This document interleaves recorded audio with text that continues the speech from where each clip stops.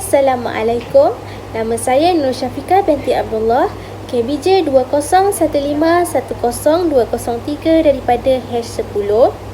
Saya adalah salah satu daripada ahli kumpulan yang akan membentangkan tentang tahap pengetahuan berkenaan vape di kalangan pelajar IPTS. Okey, kita pergi kepada proposal kajian di mana tajuk kita mengenal pasti tahap pengetahuan berkenaan vape di kalangan pelajar IPTS. Seterusnya, kita pergi kepada 1.1 iaitu pengenalan kajian. Okey. Kementerian Kesihatan Malaysia menakrifkan bahawa rokok elektronik ini sebagai peranti elektronik yang mengandungi nikotin. Vape pula dirujuk sebagai alat yang tidak mengandungi nikotin. Kementerian Kesihatan Malaysia juga menyatakan bahawa nikotin ini boleh merosakkan organ-organ utama seperti paru-paru dan juga jantung. Akhbar tempatan Utusan Malaysia 2015 turut melaporkan vape mengandungi bahan kimia berbahaya seperti propylene glycol yang boleh memberi kesan negatif seperti kulit kering, asma, anjina ahmar dan juga masalah jantung. Okey, seterusnya kita pergi kepada 1.2 di mana penyataan masalah. Di mana pengetahuan yang cetek berkaitan vape merupakan salah satu faktor dalam tindakan untuk memberi diagnosis awal, merawat dan mencegah dari keadaan pesakit bertambah teruk ataupun boleh menyebabkan kematian. Ia merupakan cabaran yang membawa kepada pemahaman dan juga pengetahuan tentang vape yang menyebabkan kesan kepada liquid pneumonia. Okey, seterusnya kita pergi pula kepada 1.3 iaitu tujuan kajian. Tujuan kajian ini adalah untuk mengenal pasti tahap pengetahuan pelajar IPTS berkaitan vape. Hasil dari kajian ini boleh digunakan oleh pelbagai agensi untuk meningkatkan pengetahuan kepada pelajar sebagai tindakan pencegahan. Okey.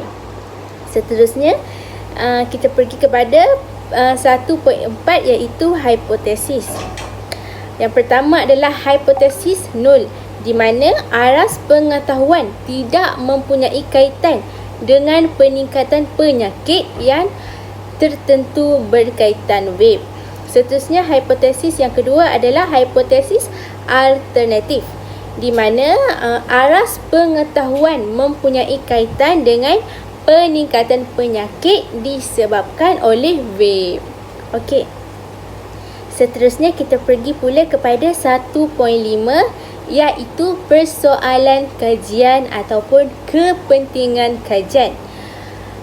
Ianya merupakan hasil dari kajian ini boleh digunakan oleh pelbagai agensi untuk meningkatkan pengetahuan kepada pelajar. Okey, seterusnya kita pergi pula kepada sorotan literatur. Okey, di mana kita di sini kita ada 3, iaitu yang pertama hubungan pengetahuan dengan sikap tentang penggunaan vape pada mahasiswa. Yang kedua adalah kawalan kendiri dan juga vaping yang rendah. Peranan pengantara kesihatan dan persepsi risiko. Yang ketiga pula adalah alternatif yang lebih selamat untuk remaja yang gemar terhadap rokok elektronik. Okey, so kita pergi dulu kepada hubungan pengetahuan dengan sikap tentang penggunaan vape pada mahasiswa. Okey, kita pergi dulu kepada pengenalannya, di mana data Global Tobacco Survey 2015 menunjukkan prevalensi keseluruhan perokok di Indonesia. Jenis rokok yang saat ini marak digunakan di Indonesia ialah shisha dan juga vape. Pengetahuan berperanan penting dalam penentuan menganalisis pengetahuan tentang penggunaan vape. Okey, kita pergi kepada reka bentuk kajian, di mana kajian ini menggunakan kajian rentas.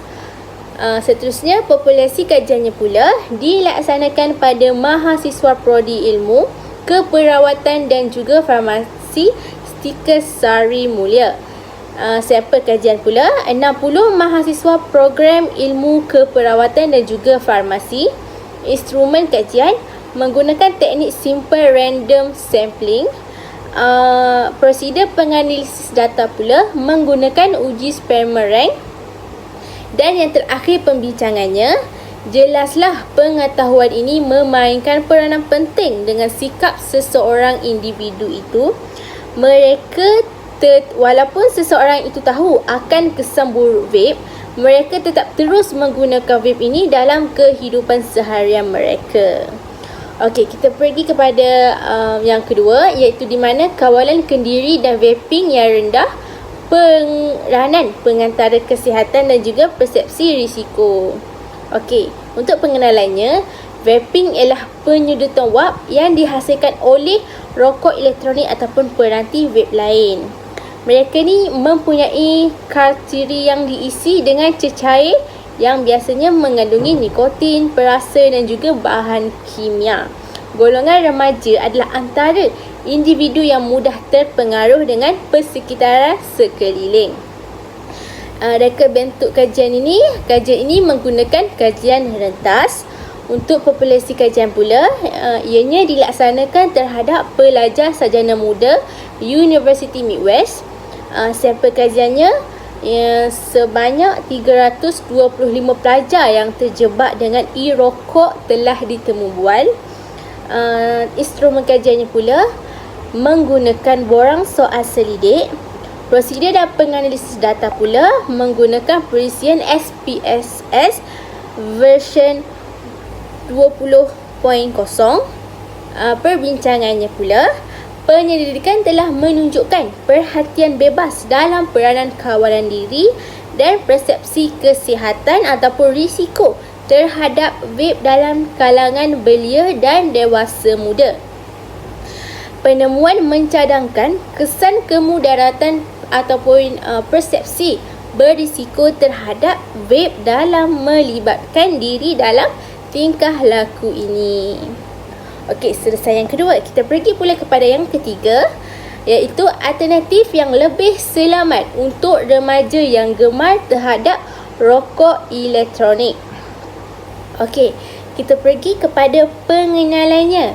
Okey, ianya adalah kebimbangan wujud bahawa rokok elektronik ini boleh menjadi pintu masuk kepada rokok tradisional ataupun semula, di mana ianya menormalkan perokok remaja. Kajian kualitatif ini meneroka bagaimana remaja di UK pada masa ini mengenali rokok elektronik, bagaimana dan mengapa mereka menggunakannya ataupun tidak menggunakannya. Okey, reka bentuk kajian pula. Kajian ini menggunakan kajian rentas.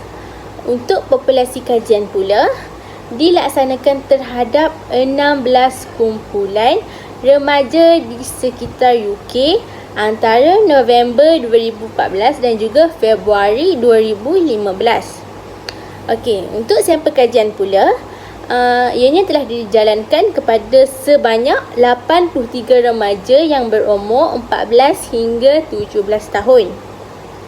Okey, untuk instrumen kajian pula, ianya menggunakan borang soal selidik secara digital.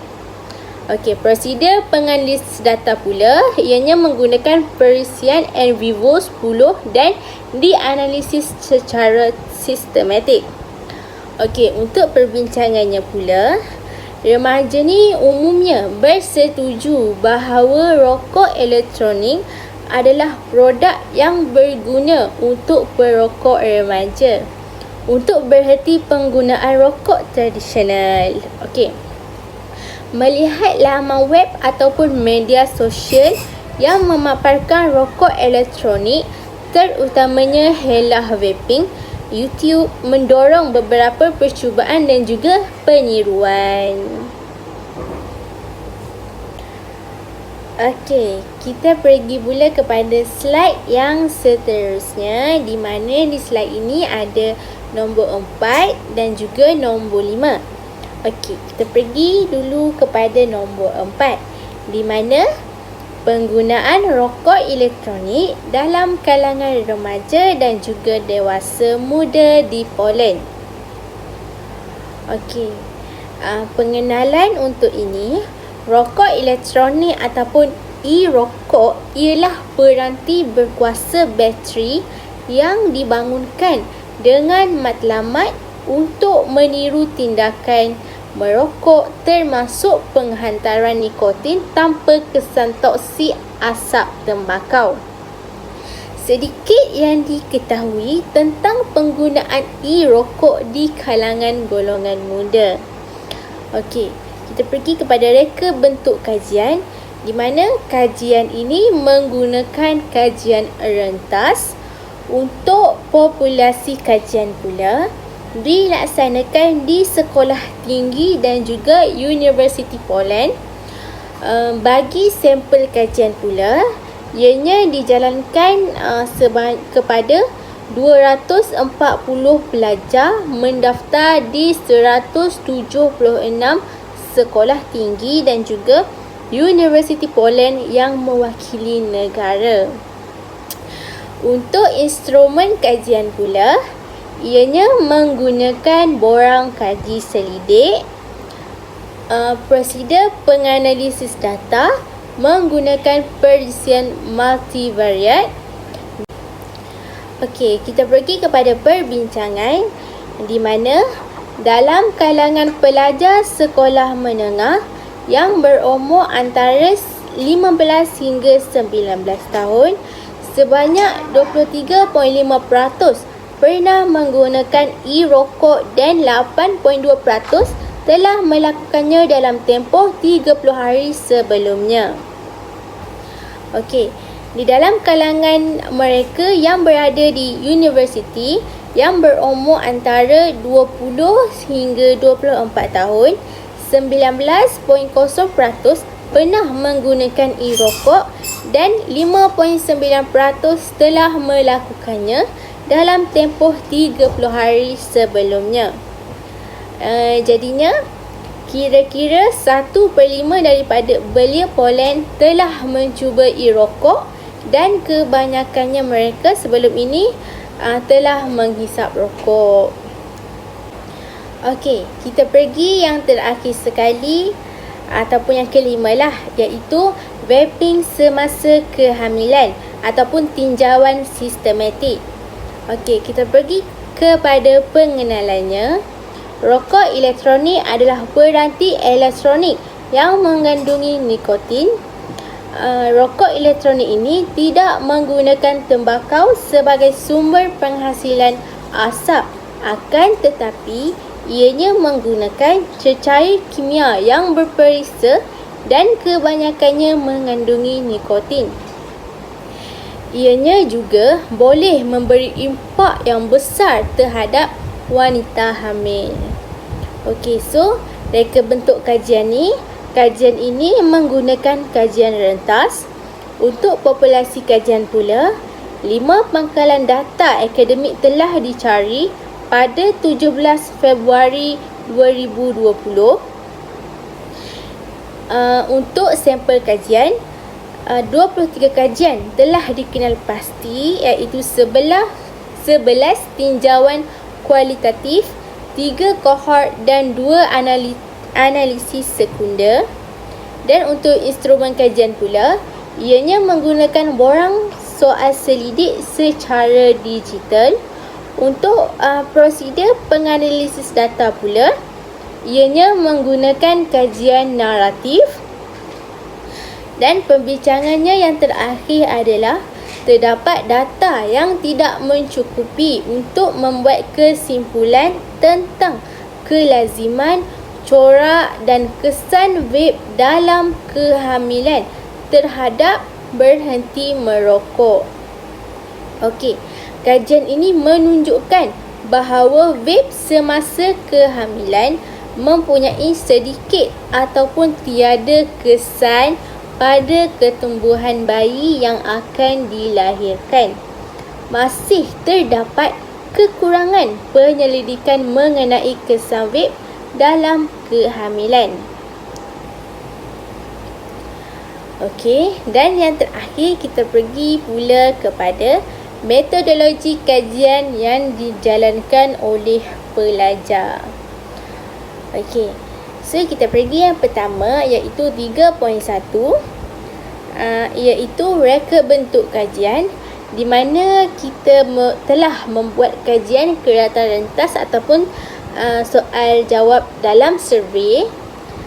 Seterusnya 3.2 iaitu populasi kajian, di mana survey ini diberikan kepada pelajar-pelajar di institusi pengajian tinggi swasta. 3.3 pula adalah sampel kajian, di mana seramai 50 orang pelajar semester 6 di Kolej Politek Mara Kota Baru. Untuk 3.4 instrumen kajian, ianya menggunakan borang soal selidik yang diedarkan melalui Google Form. Dan yang 3.5 pula prosedur pengumpulan data. Pengumpulan data ini diperolehi melalui Google Form yang diedarkan kepada pelajar. Jawapan pula akan diperolehi setelah pelajar menghantar jawapan. 3.6 prosedur penganalisis data, di mana data ini dianalisiskan menggunakan perisian SPSS version 26.0. Okey, dan slide yang terakhir adalah di mana terdapat 10 rujukan yang kami rujuklah untuk kami mencari maklumat tentang penyelidikan ini. Okey, so itu sahaja daripada saya tentang kajian kami ini. So sekian, terima kasih dan Assalamualaikum warahmatullahi wabarakatuh.